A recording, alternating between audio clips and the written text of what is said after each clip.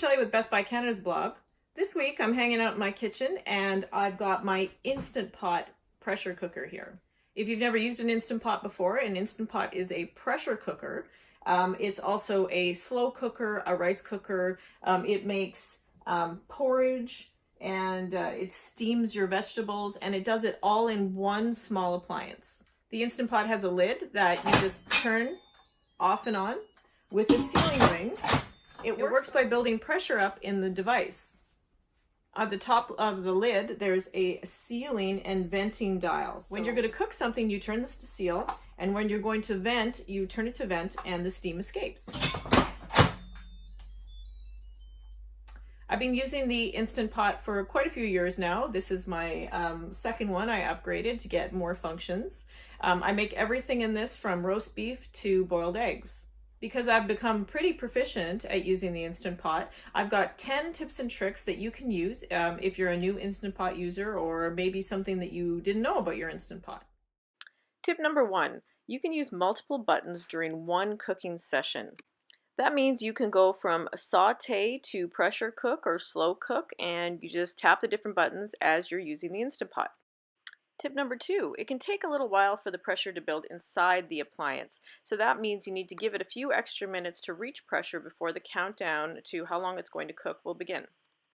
Tip number 3, you need a minimum of half a cup of water when you're cooking with the Instant Pot. Always add enough water or your Instant Pot will say hot. Tip number 4, you can use natural release or slow release with the Instant Pot. You can turn the valve as soon as the cooking is done and steam will eject from the machine, or you can wait and have the steam slowly release, only opening the lid when it's ready. Tip number 5, you can adjust the heat during cooking. So if you're using saute, there's 3 different levels of heat. You don't have to run it hot like I did here. You can choose low heat for sauteing. Tip number 6, most dishes will need to be thickened. Because of the amount of water that you use and because of the condensation in the pot, you will have to use cornstarch or flour to thicken your dishes. Tip number 7, you can buy different accessories for your Instant Pot. So you can buy an extra inner pot for cooking, or sealing rings for the lid, or extra accessories for cooking hard-boiled eggs or other dishes. Tip number 8, never open the lid unless you've released the pressure. You actually can't open the lid while there is pressure releasing, or if there's pressure in the device. So you can try to turn it like I did.